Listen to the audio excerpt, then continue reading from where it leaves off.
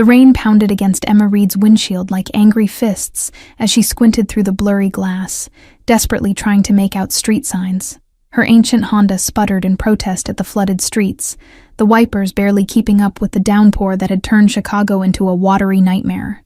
3 missed calls from her landlord glared from her cracked phone screen, each one a reminder of the rent she couldn't pay with her waitressing tips.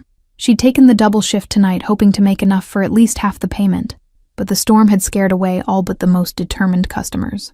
The GPS rerouted her through an unfamiliar industrial district, where streetlights were more suggestion than illumination. Shadows loomed between abandoned warehouses, the kind of place where even police cruisers rarely ventured after dark. Emma slammed on her brakes as a sleek black silhouette materialized from nowhere. A luxury car stopped at an odd angle across the narrow street. Her tires lost traction on the slick asphalt, sending her Honda into an uncontrollable slide directly toward the vehicle. The sickening crunch of metal against metal echoed through the empty street, followed by a heartbeat of terrible silence. Emma's hands shook as she pushed herself away from the deployed airbag, tasting blood where she'd bitten her lip during impact. Through the rain-streaked windshield, she watched in horror as the driver's door of the black Jaguar swung open.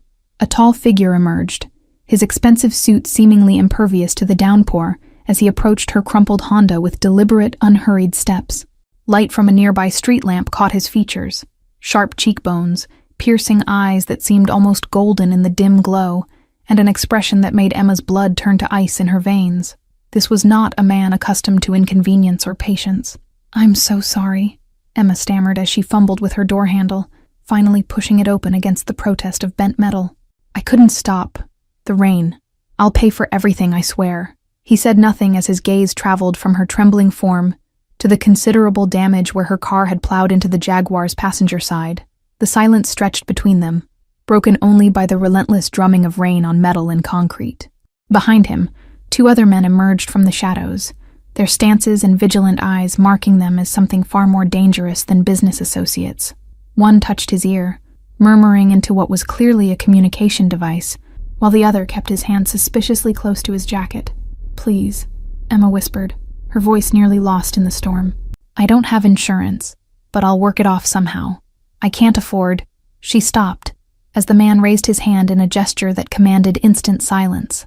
"Nathan Blackwood," he said, his voice carrying a hint of an accent that sent shivers down her spine. "Remember that name, because from this moment on, your life belongs to me." Emma awoke in a room that couldn't possibly be real, a space larger than her entire apartment, with silk sheets beneath her and sunlight streaming through floor-to-ceiling windows. Her head throbbed with each heartbeat, memories of the accident floating back in fragments like debris after a storm. She bolted upright, panic seizing her chest as unfamiliar surroundings came into focus. Antique furniture, crystal chandelier, and a wardrobe that looked like it belonged in a museum rather than someone's bedroom. This wasn't a hospital.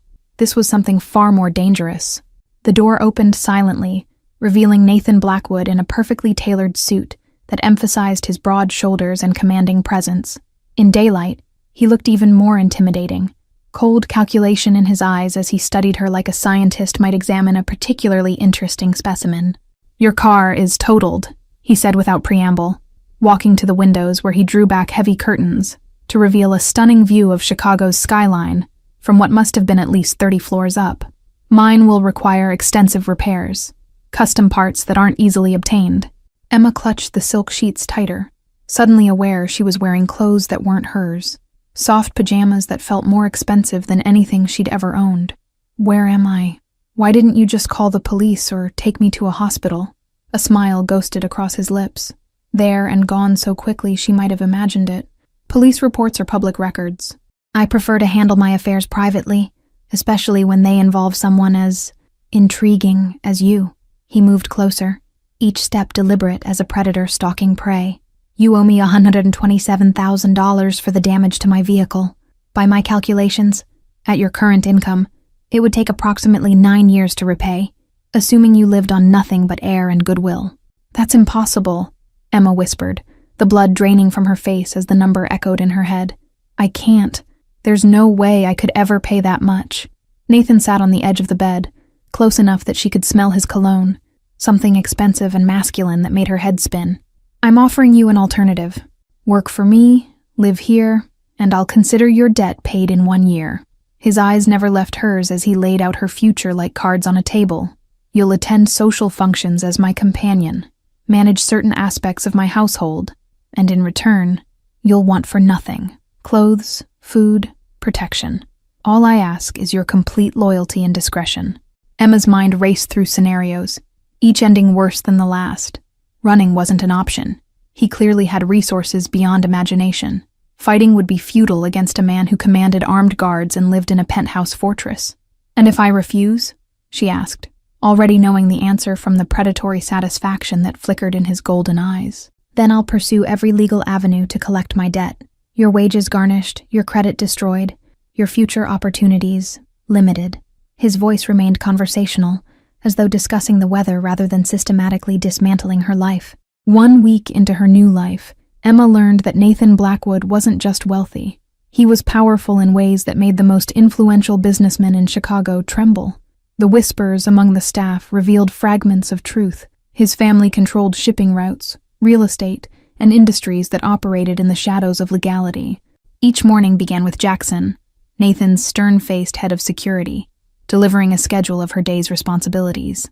The former military man made no effort to hide his distrust, his eyes following her every movement, as if expecting her to steal or sabotage something in the penthouse.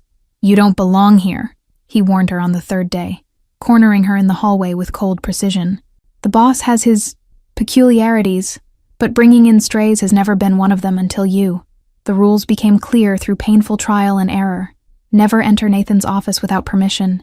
Never speak unless spoken to during business meetings.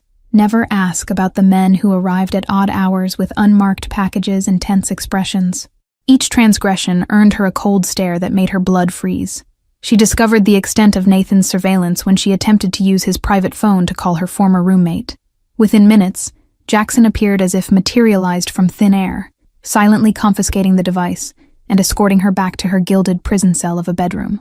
At night, Emma would stand at her window, 30 stories above the city streets, calculating the impossibility of escape from this fortress in the sky.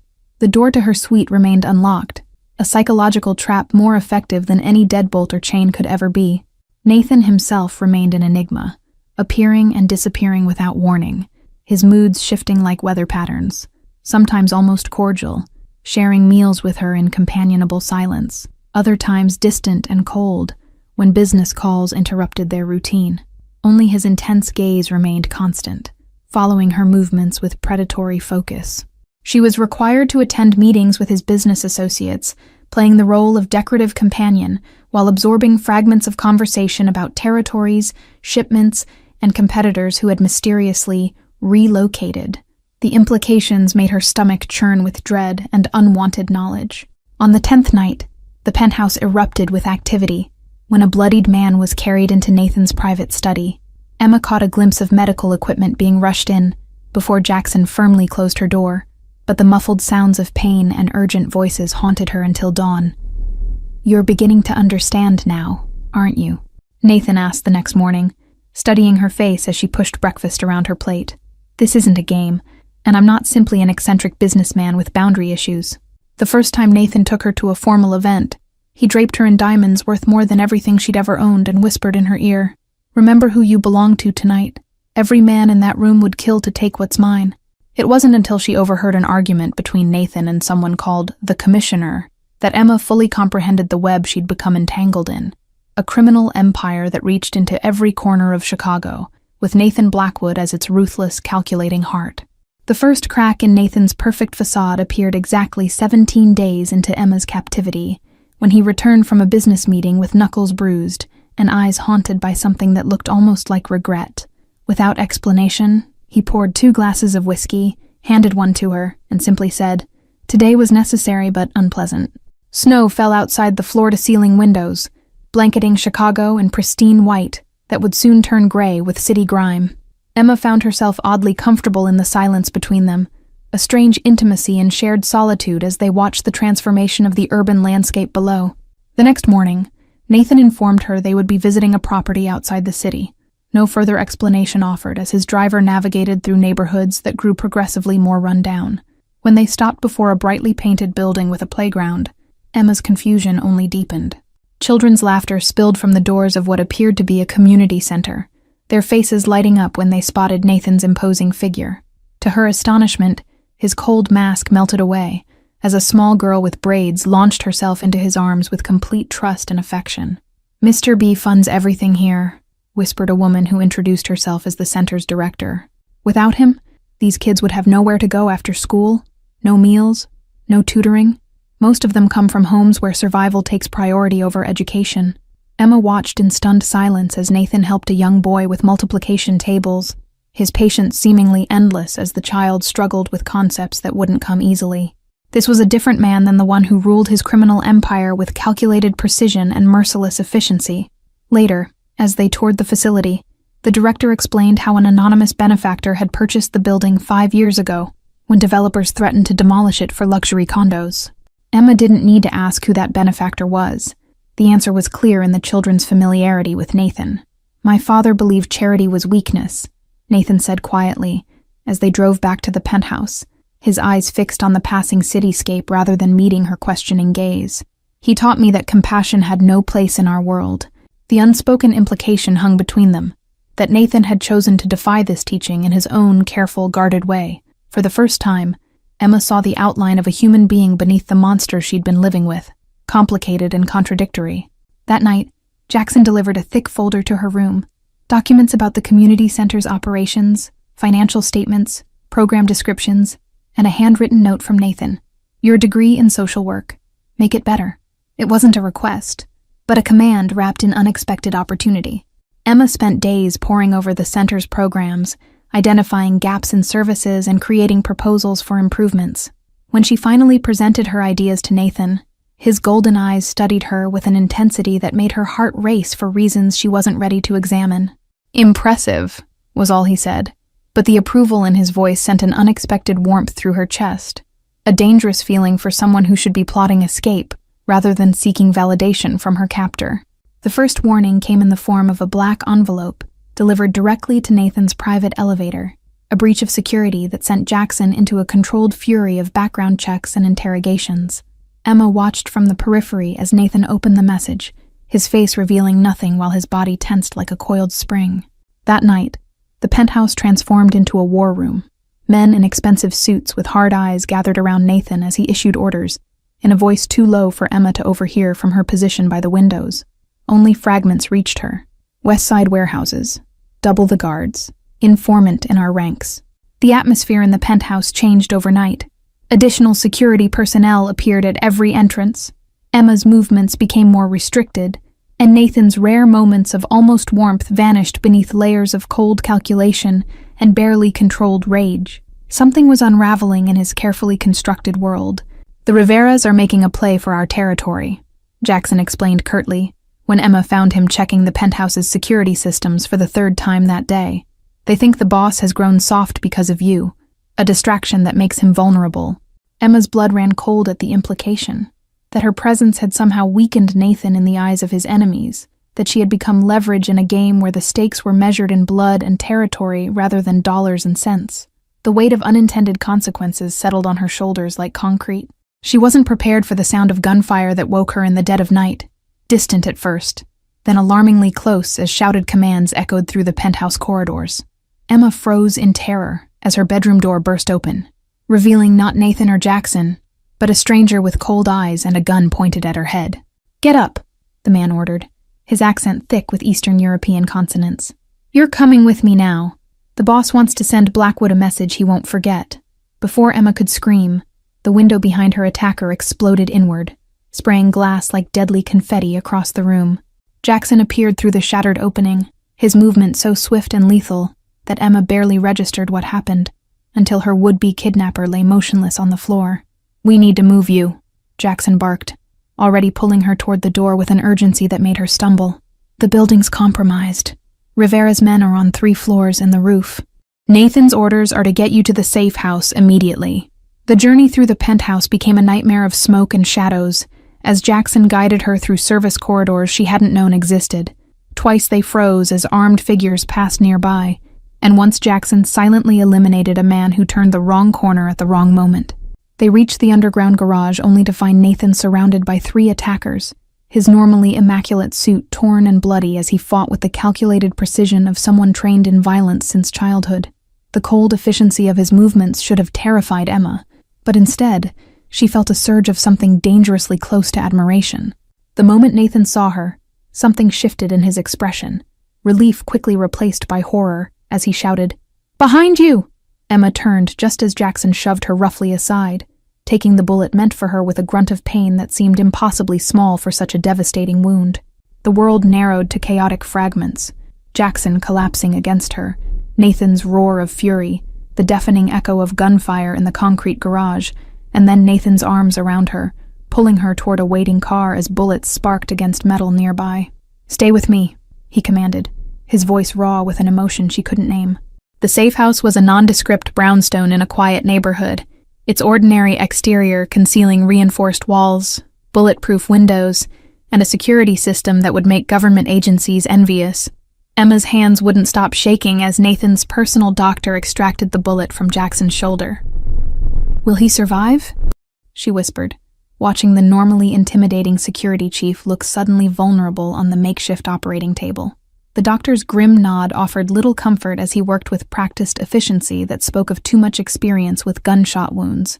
Nathan paced the room like a caged predator, phone pressed to his ear as he issued commands in a voice that promised retribution against those who had dared invade his territory. Blood stained his shirt, some his, some belonging to men who would never breathe again. "Rivera thinks he can take what's mine," Nathan growled after ending his call, his golden eyes finding Emma's across the room with an intensity that made her breath catch. "He believes you're my weakness, that threatening you will make me surrender territory my family has controlled for generations." Dawn broke over Chicago as Nathan's remaining lieutenants arrived at the safe house, their faces grim with news of casualties and compromised locations. Emma listened from the kitchen doorway as they detailed the coordinated attack that had targeted not just the penthouse, but 3 warehouses and a restaurant known to be under Blackwood protection. "We have a traitor," concluded a silver-haired man whose accent marked him as Eastern European. "Someone gave Rivera the access codes, the patrol schedules, everything they needed to hit us simultaneously." Nathan's expression hardened into something terrifying as he pulled up security footage on a laptop, scanning through clips with laser focus until he froze on an image that made the room fall silent. There, entering the service elevator hours before the attack, was David Chen, Nathan's financial advisor and trusted Inner Circle member for the past decade. "Find him," Nathan ordered, his voice deadly calm in a way that made Emma's blood run cold. "Bring him to me alive. I want to look in his eyes when I ask him why." While the men dispersed to hunt for the betrayer, Nathan led Emma to a secure room on the 2nd floor, his hand protective on the small of her back. "You'll stay here until this is finished. Rivera won't stop until he has you or until he's dead." "Why me?" Emma asked, finally finding her voice as Nathan checked the room's security features. "I'm nothing to you. Just a random woman who crashed into your car. Why would Rivera think I matter enough to be leverage?" Nathan paused, his back to her as he seemed to consider his words carefully. When he finally turned, something in his expression had changed, the cold mask slipping to reveal a glimpse of vulnerability that seemed foreign on his features. "Because he saw what I've been trying to deny since the night you stood in the rain, refusing to beg even when faced with impossible odds," Nathan answered, closing the distance between them with deliberate steps. "You aren't nothing to me, Emma. You never were." His confession hung in the air between them, changing everything and nothing at once. Emma struggled to reconcile the man before her, capable of both tenderness and terrible violence, with the simplistic monster she had first believed him to be. 3 days passed in the safe house, a strange limbo where Emma found herself gravitating toward Nathan, despite every logical reason to fear him. Jackson recovered enough to resume command of security, his watchful eyes noting the shifting dynamic between captive and captor, with silent concern. Rivera's men found Chen trying to board a flight to Singapore, Nathan informed her on the 4th morning, sliding a tablet across the breakfast table with images of police cordoning off an area near Lake Michigan. "The official report will call it a mugging gone wrong." Emma should have been horrified, should have recoiled from the casual reference to murder, but instead found herself asking, "Did he say why he betrayed you?" The question emerged naturally, as though she had become accustomed to this world of shadow loyalties and bloody consequences. Nathan studied her face with that penetrating gaze that seemed to see beneath her carefully constructed defenses. Money, initially. Fear, eventually. Rivera convinced him that I'd grown weak because of my preoccupation with you. And have you? Emma challenged, surprising herself with her boldness. Become weak because of me? Everyone seems to think I'm your vulnerability, the chink in your armor that will bring down your empire. A smile ghosted across Nathan's lips. Not the cold, calculating expression she'd first encountered, but something genuine that transformed his features. They misunderstand. What they see as weakness, I recognize as strength I never possessed before. That night, Rivera made his final move, not against the safe house, but against the community center, setting fire to the building while children were inside for an evening program. Nathan received the call as he and Emma were reviewing security footage, his face draining of color as he listened to the frantic report. He targeted the children, Nathan said after hanging up, rage and anguish warring in his expression. To draw me out, to prove I care about something other than power and territory. Emma didn't hesitate, already moving toward the door with determination that matched his own. Then we go. Now. Those children are innocent and they're in danger because of us. The journey to the burning community center passed in a blur of sirens and tension. Nathan's security detail forming a protective perimeter around them as they arrived at a scene of chaos. Firefighters battling the blaze while terrified parents searched for their children among those already evacuated. 8 children still unaccounted for, reported the center's director, her face streaked with soot and tears. They were in the back classroom when the fire started blocking the main exit. Nathan moved before anyone could stop him, shrugging off his suit jacket and pushing past firefighters toward a side entrance not yet consumed by flames. Emma watched in horror as he disappeared into the inferno, her heart constricting with a fear she hadn't expected to feel for the man who had once been her captor. Minutes stretched like hours until Nathan emerged from the smoke, carrying 2 children while guiding 6 more behind him, all of them coughing but alive. As paramedics rushed to attend to them, Emma caught sight of a figure on a nearby rooftop, a man with a rifle trained directly at Nathan's unprotected back. "Nathan!" she screamed, already running toward him without thought for her own safety. The shot rang out just as she collided with his body, the impact sending them both to the ground as pain exploded across her shoulder, hot, sharp, and overwhelming. The last thing Emma saw before darkness claimed her was Nathan's face, twisted with a fear more profound than any emotion she'd witnessed from him before, his lips forming words she couldn't hear as chaos erupted around them. Emma woke to the steady beep of hospital monitors and the warm pressure of a hand holding hers. Nathan sat beside her bed, his normally immaculate appearance disheveled by what appeared to be days without proper rest, his golden eyes fixed on her face with an intensity that spoke of sleepless vigils. "The children?" she asked, her voice a raspy whisper that sent pain shooting through her shoulder. Relief flooded Nathan's expression as he reached for a cup of water, gently helping her drink while supporting her head. "All safe, thanks to you," he answered, setting the cup aside without releasing her hand. "The bullet was meant for me, Rivera's final desperate attempt after I dismantled his organization piece by piece while you were unconscious. 3 days she had been drifting in darkness," Nathan explained, during which time Chicago's criminal landscape had been permanently altered. Rivera was gone, not killed but ruined, his territories seized, his allies turned, his financial assets frozen through channels both legal and otherwise. "I had a lot of time to think while watching you fight for your life," Nathan continued, his thumb tracing gentle circles on the back of her hand. "About what kind of man I've become, what kind of life I've built on the foundation my father left me." Outside her private room, Emma could see Jackson standing guard, his arm still in a sling, but his presence as vigilant as ever. What surprised her was the collection of handmade cards taped to her door, bright, colorful messages from the children at the community center, tokens of gratitude and concern. "I can't change the past," Nathan said, his voice dropping to a confession meant only for her. "My hands will never be clean, and my empire wasn't built on good intentions. But the future, our future, could be different." He produced a small key from his pocket, placing it in her palm with careful deliberation. "This opens the safe house, a bank account with enough money to disappear anywhere in the world, and a new identity complete with documentation. Your freedom, if you want it." Emma stared at the key, the weight of choice heavier than the small metal object in her hand. "And if I stay?" she asked, finally meeting his gaze with a directness that acknowledged the complicated reality between them. "Then we rebuild," Nathan answered without hesitation. "The community center first. Larger, better equipped, with programs that reach more children who need safety and opportunity. Then we transition the legitimate businesses, phase out the others gradually to minimize the power vacuum.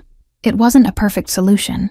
Nothing could erase the violence that had brought them to this moment, or the blood that stained Nathan's rise to power.